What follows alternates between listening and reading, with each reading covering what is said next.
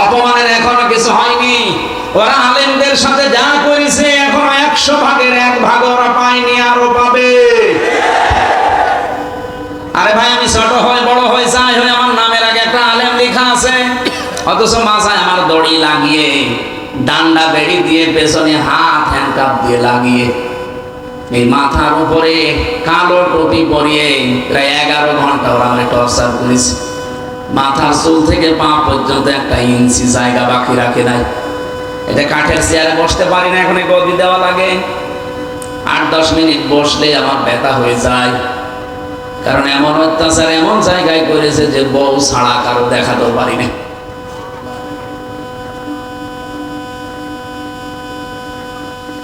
যারা অবৈধ সুখ ভোগ করলেন শুধু একজন না, যারা তার সাথে সহযোগী ছিলেন, আপনি লিখে নিতে পারেন। কোরআনের আয়াত মিথ্যা হবে না। মাস্ট বি আপনার জীবনে 70টা করে এক একটা সুখের জন্য অশান্তি আসতেছে। এই জন্য আল্লাহ মানা দিয়েছেন, আপনি অশান্তি ভোগ করবেন, অপদস্থ হবেন, অপমান হবেন, অকল্যাণ পাবেন, দুঃখ পাবেন। কয়টা করে? 70টা করে। এই জন্য আমাদের কোনো চিন্তা আসে না, আমাদের হতাশাও নেই। আমরা জানি কোরআন 100 ভাগ সত্য, অথেন্টিক তথ্য আছে।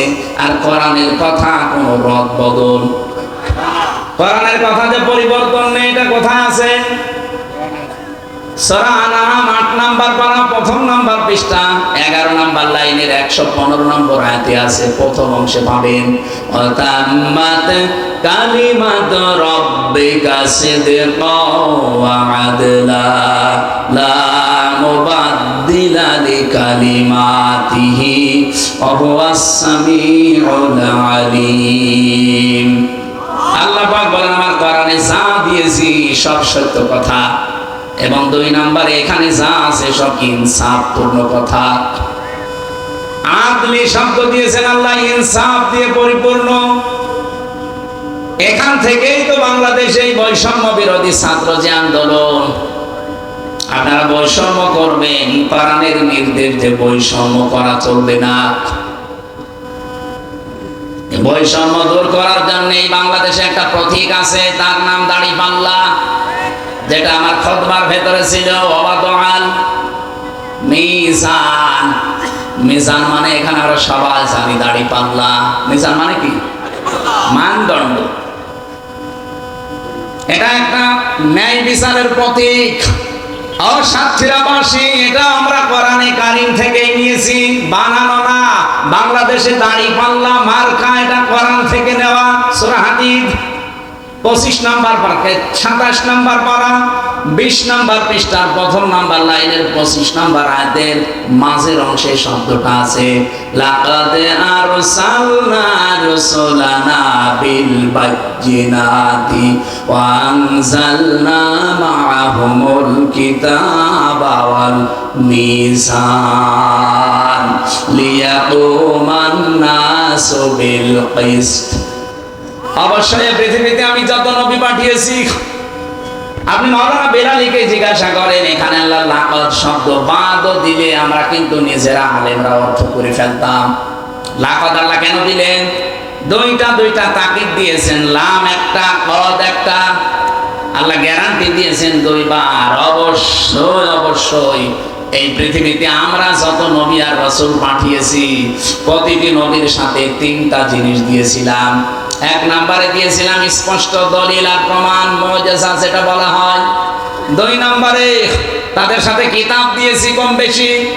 3 নম্বরে তাদেরকে আমি মিজান দিয়েছি, দাড়িপাল্লা, যেটা আমরা মনে করি ন্যায় বিচারের এই প্রতীকটা দিয়েছি। কেন জানো? লিয়াকুমান নাসু বিল কিসতি, তারা যেন মানুষের ভেতরে ন্যায় বিচার কায়েম করতে পারে। বাংলাদেশে যেতে 54 বছরে আজও পর্যন্ত দাড়িপাল্লা তার জায়গা মতো যেতে পারেনি। এই জন্যই এই দেশে আমরা এখনো ন্যায় বিচার পরিপূর্ণ পাইনি। এই কথা বলেন না? এটা যদি সত্যি এবার জায়গা মতো যায়, আমি গ্যারান্টি দিচ্ছি কোরআনের দিকে তাকিয়ে আপনি ন্যায় বিচার পাবেন। কোরআনের কথা মিথ্যা হবে? কত কিছু তো দেখলাম 54 বছরে কিছুই সত্য হয়নি। এবার এটা দেখেন, কিতাব ওয়াল মিজান আল্লাহ দিয়ে শেষ করে দেননি আয়াতটা। যদি শেষ করে দিতেন আমি আয়াতই পড়তাম না। লিয়াকুমান নাস, এখানে লাম মানে লামের বিশেষের মানে জন্যে। আল্লাহ বলেন কেন দিয়েছে জানো? এই জবাব দেওয়ার জন্য। লিয়াকুমান নাস বিল কিসতি, মানুষের ভেতরে যেন ন্যায় বিচার করতে পারো। এটা রেকর্ড হচ্ছে, সারা দেশে যাচ্ছে। ও বাংলার মানুষেরা, আমি একজন ছোটখাটো আলেম হিসাবেও তার তো আহ্বান জানাচ্ছি, এবার এই ন্যায় বিচারের পথিক এই দাড়ি পাল্লাটা একটু পাঠান। যেহেতু এখনো পর্যন্ত জালেমরা এটা আটক করে রেখেছে, আমরা চাই এই 13 তারিখে রায় আছে, এই দাড়ি পাল্লা ফেরত দেওয়া লাগবে। এটা চান না আপনারা? কারা চান দেখি? লিল্লাহি তাকবীর। দেখেন তো হাত করে নিকে।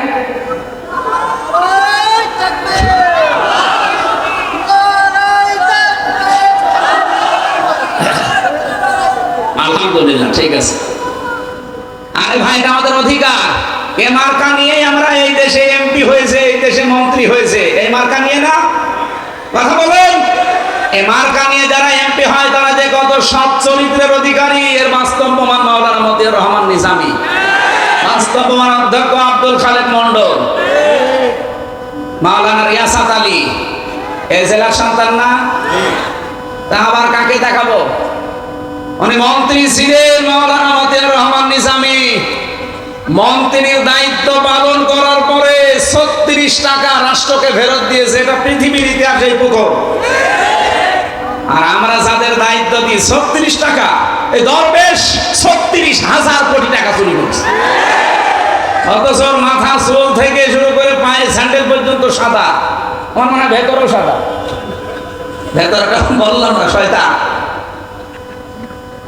এত বড় স্বর্গ, 1-2 টাকা 36,000 কোটি।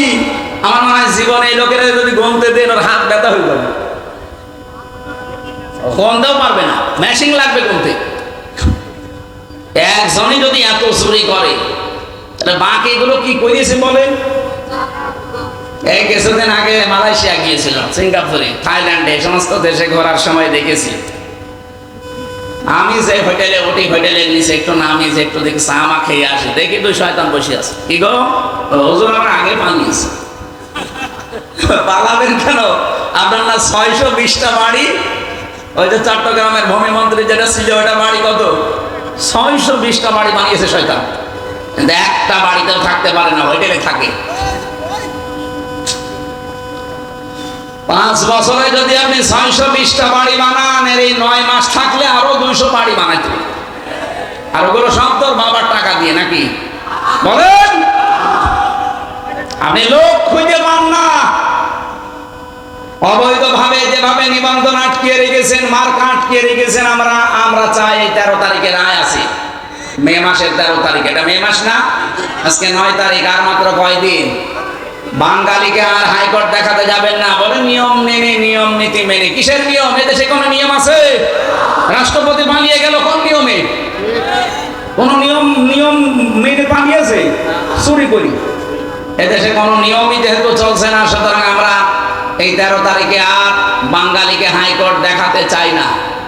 এই মাজলুম দলটার নিবন্ধন এবং মার্কা আমরা ফেরত দিতে চাই। যদি কোনো ঝামেলা হয় না, এবার আগস্টের 5 তারিখ আবার আসতেছে। কথা বলেন।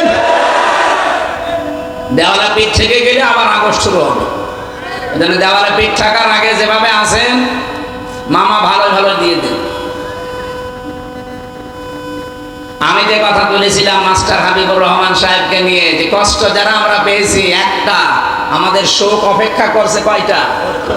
আর আমরা পরিপূর্ণ শোক ওই দিন পাবো, যেই দিন দেখবো বাংলা 56,000 বর্গ মাইল আল্লাহর এই কালাম দিয়ে চলছে। কি আপনারা জিজ্ঞাসা করেন, সেদিন আমরা পরিপূর্ণ শান্তি পাবো। কথা বলেন না কেন?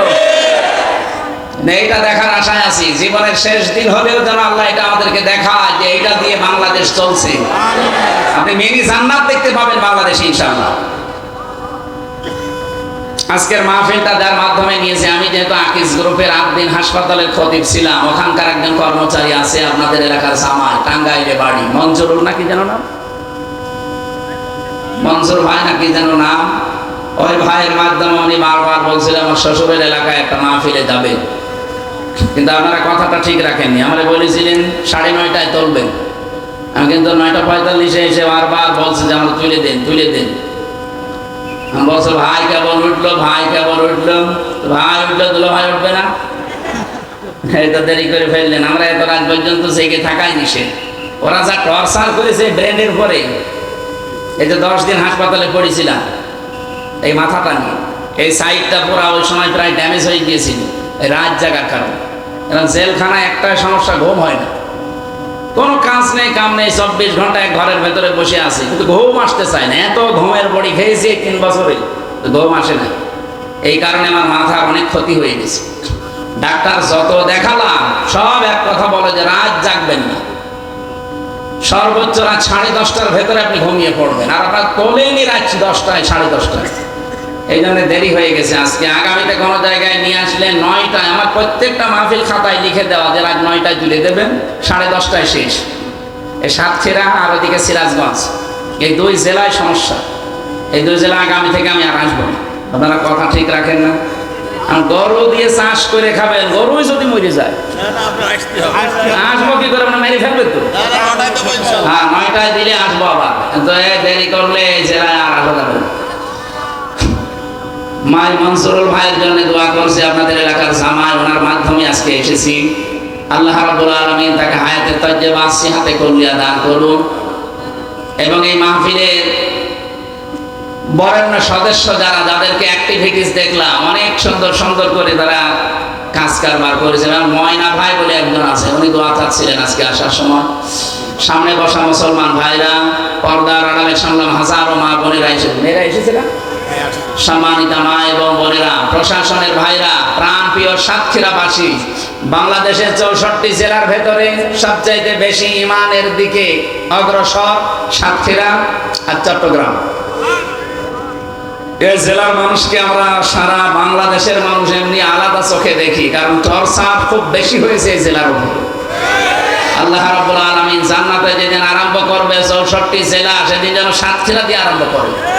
আরো জোরে বলেন আমিন। দল মত জাতি বর্ণ ধর্ম নির্বিশেষে আজকের অনুষ্ঠান, এটা শুধু মুসলমানদের জন্য না, সবার জন্য।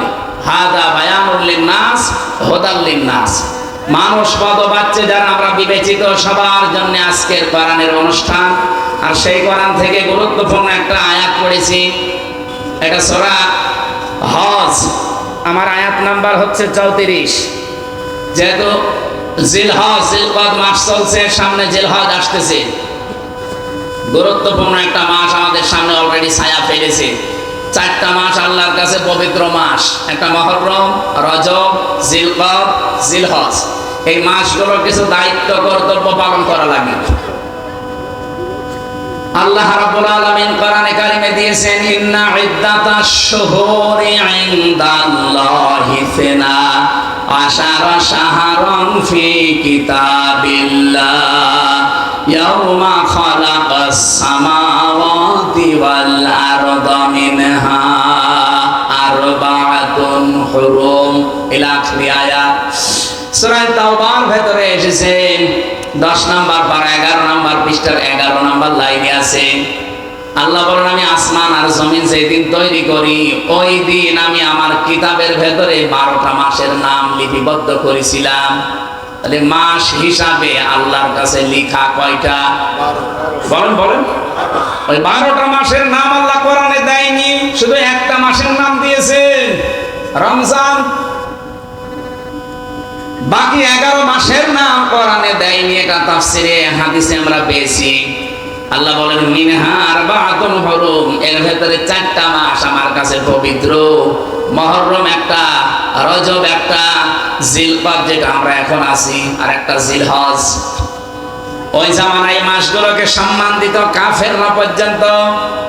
ওরা যদি এই সারা বছর যুদ্ধ বিগ্রহ মারামারি গন্ডগোল করত, কিন্তু এই মাস যখনই জিলহজ, জিলকদ, মুহররম, রজব আরম্ভ হয়ে যেত, তখন তাদের মারামারি গন্ডগোল যুদ্ধ বিগ্রহ বন্ধ।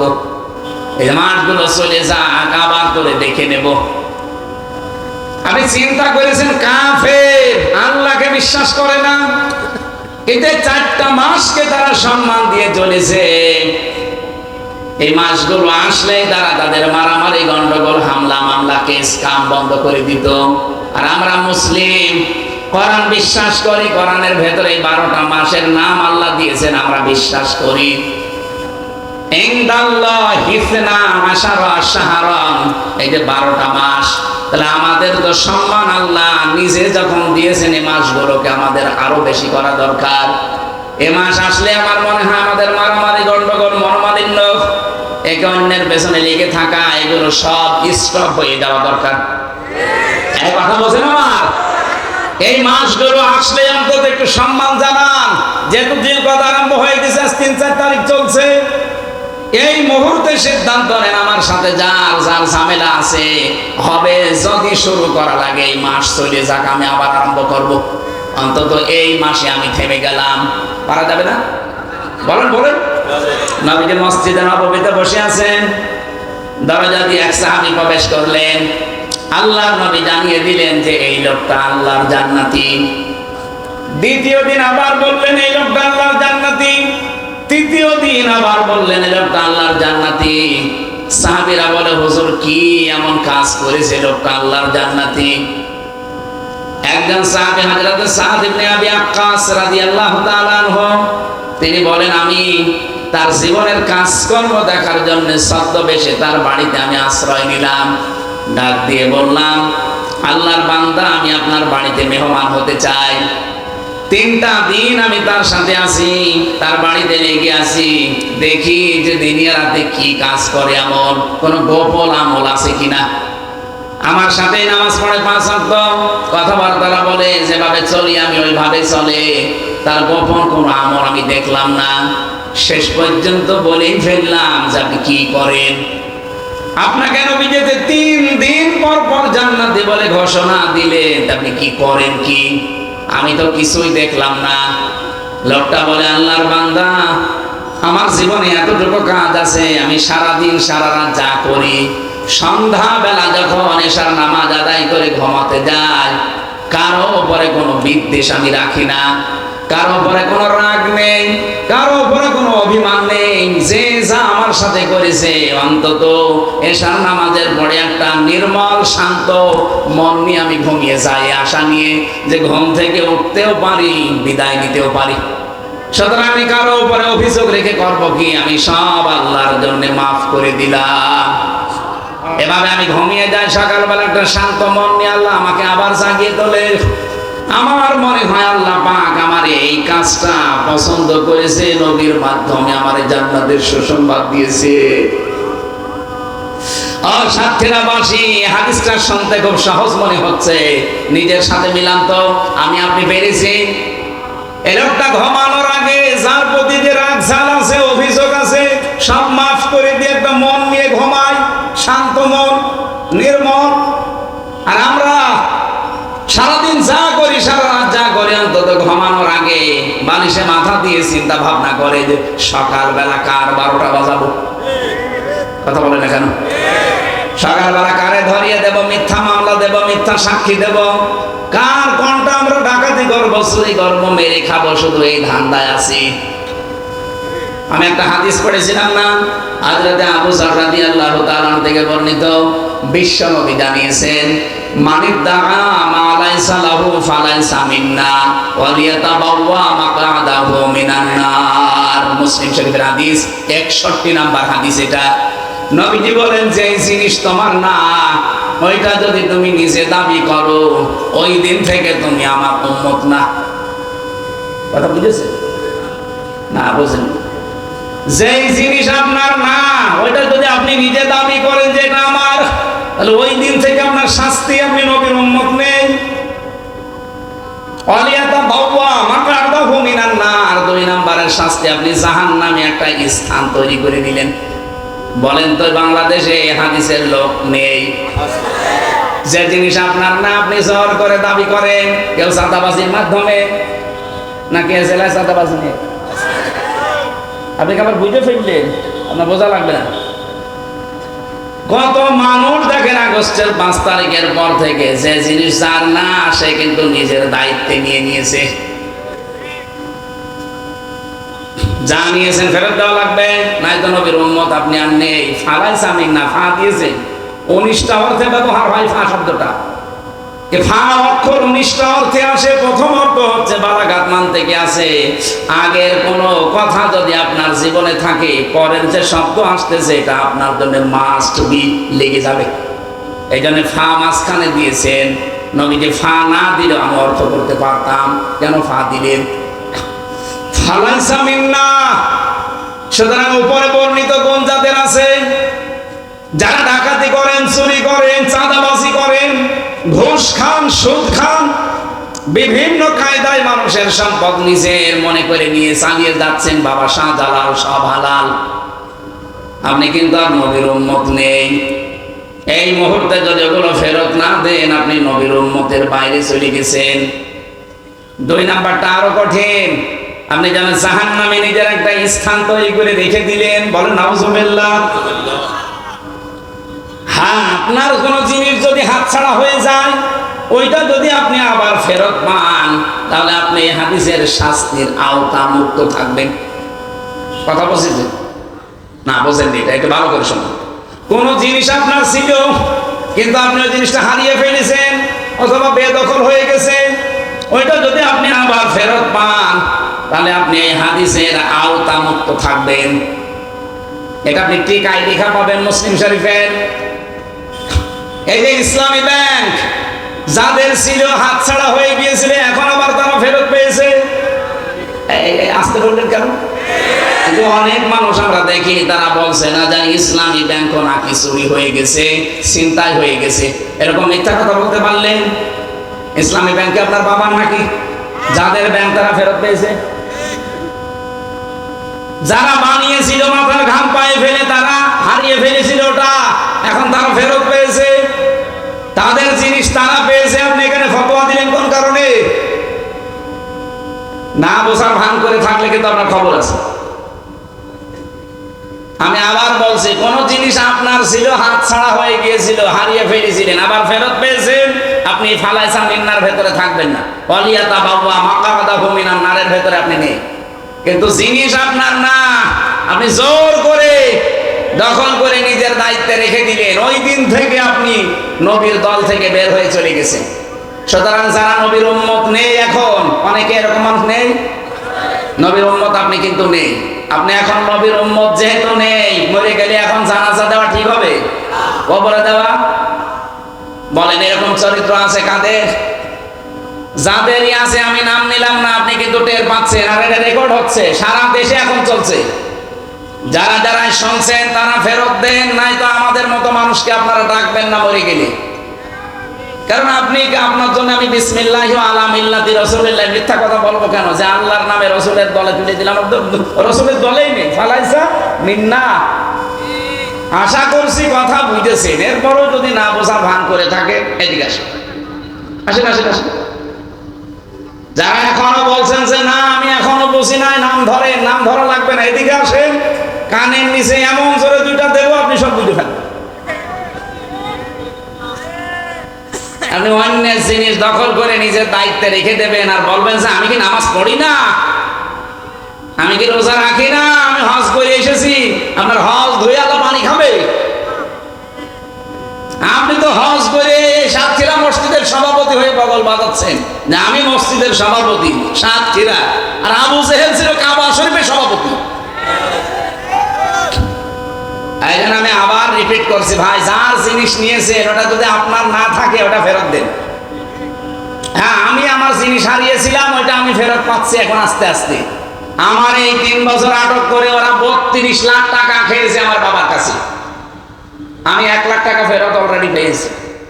আমি এখনো 31 লাখ টাকা ফেরত চাই। কি জিনিস আমার, আপনি নিয়েছিলেন, এখন আমাকে দেওয়া লাগবে।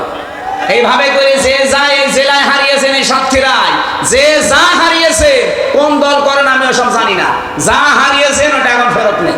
যারা এতদিন দখল করে রেখেছিল আপনিও নিয়ে নেন, কারণ জিনিস আপনার, আপনি ফেরত নেন। নেচ্ছেন তো আপনারা? হ্যাঁ নেন, অসুবিধা নেই, কিন্তু অন্যের জিনিস দখল করবেন না ভাই। অন্যের কোন জিনিস যেটা আপনার না, জোর জবরদস্তি করে দখল করে যদি কোনো কায়দায় চালিয়ে দেন যে না বাবা শাহজালাল সব হালাল। আপনি কিন্তু নবীর উম্মতের বাইরে চলে যাবেন। আমার মনে হয় আপনারা বুঝে ফেলেছেন ওয়াজ, আলহামদুলিল্লাহ বুঝে ফেলেছেন। ঠিক আছে,